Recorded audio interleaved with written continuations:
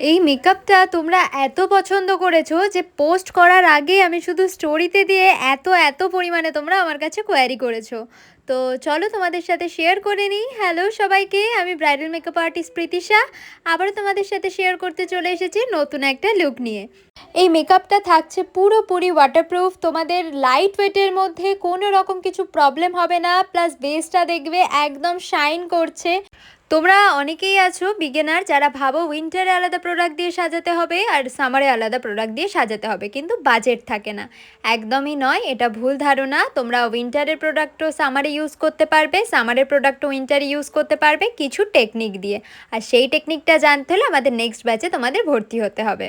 এখানে সব কিছু প্রোডাক্টই তোমরা দেখতে পাচ্ছ, আমার আর আলাদা করে কিছু বলার নেই। কিন্তু এখানে আমি ফাউন্ডেশনটা দেখাতে পারিনি, সেটা তোমাদেরকে বলে দিচ্ছি।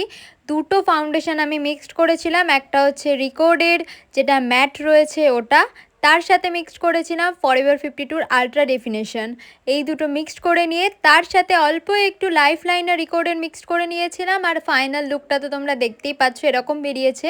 গরমের দিনে ওয়াটারপ্রুফ মেকআপ করার জন্য যেমন ভালো একটা ফাউন্ডেশনের দরকার, তেমনও কিন্তু একটা খুব ভালো পাউডারের দরকার। সেটা জানতে হলে আমাকে কমেন্ট করে দাও।